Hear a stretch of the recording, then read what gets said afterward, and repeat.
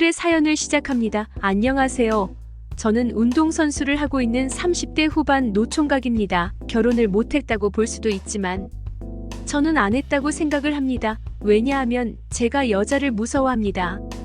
그렇다고 남자를 좋아하는 남자는 아닙니다. 제가 여자를 무서워하게 된 이유는 약 25년 전 중학생 때 일입니다. 저는 초등학생 때부터 평범하고 조용한 학생이었습니다. 그런데 중학교를 입학하면서 학교 생활이 꼬이기 시작했습니다. 괴롭히는 거라고 해야 할지 만만하게 보고 함부로 대하는 거라고 해야 할지 뭐 둘 다 같은 말일 수도 있겠지만 아무튼 저를 힘들게 하였습니다. 그것도 남학생이 아닌 여학생이었습니다. 지나가면서 괜히 툭 치고 갑니다. 그것도 남자의 중요 부위를 찾습니다. 간혹 세게 맞을 때면 정말 죽을 만큼 아팠고 그렇지 않더라도 너무 수치스러웠습니다. 그 장난은 점점 심해져서 참기 힘든 상황까지 왔습니다. 너무 힘들어서 선생님께도 말씀을 드렸지만 그 여학생을 불러서 주의만 줄 뿐 바뀌는 건 없었습니다. 그리고 선생님은 남자가 참고 조심해라 저한테도 뭐라고 하셨습니다. 너무나 억울했지만 그때 그 시절에는 별다른 방법도 없었을 뿐더러 강하게 저의 억울함을 이야기를 못할 정도로 소심했던 학생이었습니다. 학년이 바뀌어도 그 여학생과 같은 반이 되었고 그 괴롭힘은 계속되었습니다. 그러면서 저를 괴롭히는 학생들은 점점 더 늘어났고 결국 저는 할머니가 계시는 시골로 전학을 가게 되었습니다. 저는 시골에서도 한동안은 구석에서 조용히 지내는 학생이었습니다. 게다가 그 전 학교에서 받은 상처로 친구도 쉽게 못 사귀게 되었습니다.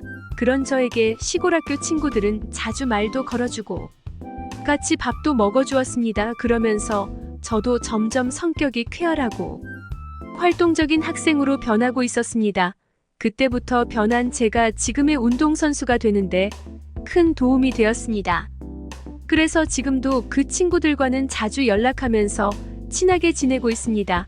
가끔가다 몇몇 연락하는 그 전 학교 친구들을 통해서 그 여자의 소식을 들었습니다. 사실 너무 궁금했습니다. 솔직하게 저보다 더 불행하고 못 살기를 바랬습니다. 아직 시집도 못 가고 그저 그런 회사 다닌다는 소식을 들었습니다. 저를 못 살게 굴었어도 예전에는 예뻤다고 생각했는데 지금은 안 그렇다고 하는 것이었습니다. 그 얼굴이 너무 보고 싶어서 연락하는 몇몇 친구들과 함께 동창 모임을 나가게 되었습니다. 역시나 그 여자는 저를 못 알아봤습니다. 왜냐하면 저는 약간의 성형수술도 했고 왜소했던 그 시절에 비해 몸도 많이 좋아졌기 때문입니다. 가명을 쓰면서 그 자리에 앉아 있었습니다. 너무나 오래되었기에 다들 제가 만든 가명의 인물을 못 알아보니까 아무렇지 않게 말도 걸고 술도 한 잔씩 하였습니다. 사람이 돌고 돌아 그 여자와 같은 테이블에 앉았습니다. 바로 코앞에 있는데도 못 알아보는 것이 웃기기도 하고 화도 났습니다. 하루도 못 잊고 아직도 화가 나 있는데 저렇게 아무렇지도 않게 지내면서 저한테 연락처를 물으며 웃고 있는 저 모습이 너무 괘씸했습니다. 그래도 그냥 아무 말도 없이 그 자리를 박차고 나왔습니다. 며칠이 지나서 제 연락처를 어떻게 알았는지 그 여자에게 연락이 왔습니다. 너무나 화가 나서 욕을 한 바가지 해주고 싶었습니다. 하지만 문득 이 기회를 놓치지 말아야겠다는 생각이 들었습니다. 속으로 꾹꾹 참으면 친절하게 매너 있게 연락을 주고 받았습니다. 그 여자도 좋다고 맨날 연락을 주었습니다. 그러면서 중간중간 만나서 밥도 먹고 커피도 마셨습니다. 며칠의 시간이 지나니 저와 썸을 타고 있다고 혼자서 착각을 하더군요.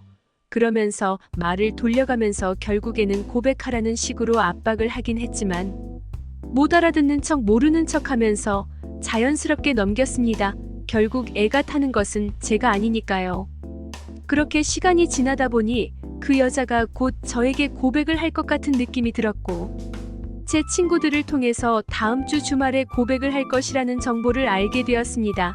바로 이 시간만을 기다렸습니다. 절대 포기하지 말고 제 고백을 기다리지 말고 꼭 그 여자가 나한테 고백하라고 기도하고 또 기도하였습니다. 저는 제가 아는 여자 중 제일 이쁘고 몸매가 좋으며 의사인 친구에게 이미 부탁을 해두었습니다.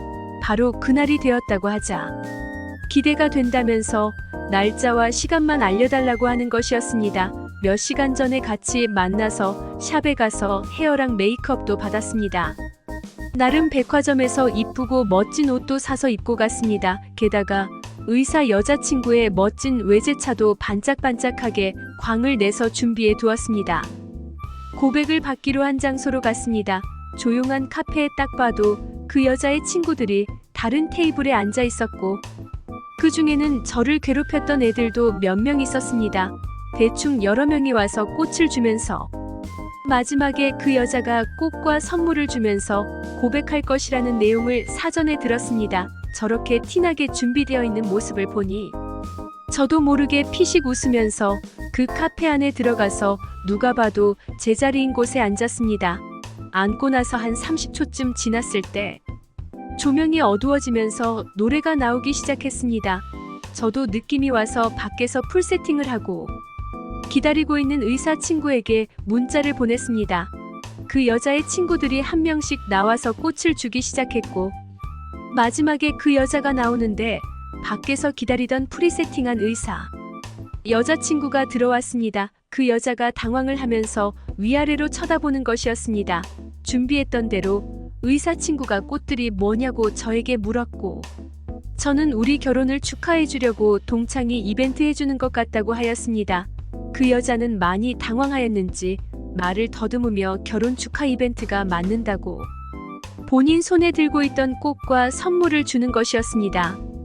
저도 기다렸다는 듯이 어떻게 결혼을 알았냐면서 준비해둔 가짜 청첩장을 주었습니다.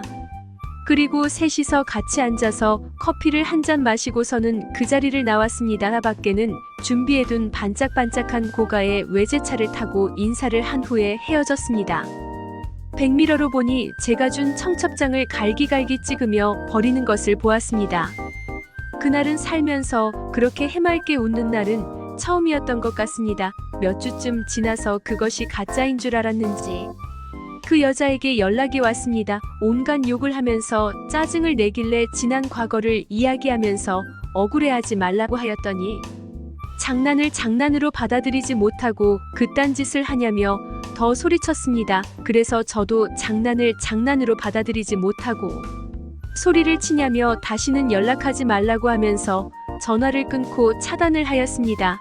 그 후로 제 욕을 하고 다닌 소문은 들었지만 저는 뭐 아무렇지 않습니다. 복수를 꼭 해주고 싶었는데 너무나도 통쾌하네요. 오늘의 사연은 여기까지입니다. 구독과 좋아요, 알림 설정 부탁드립니다. 긴 글을 읽어주셔서 감사합니다. 구독과 좋아요 꾹꾹 눌러주세요. 꾹꾹 알림 설정도 꼭꼭 눌러주세요.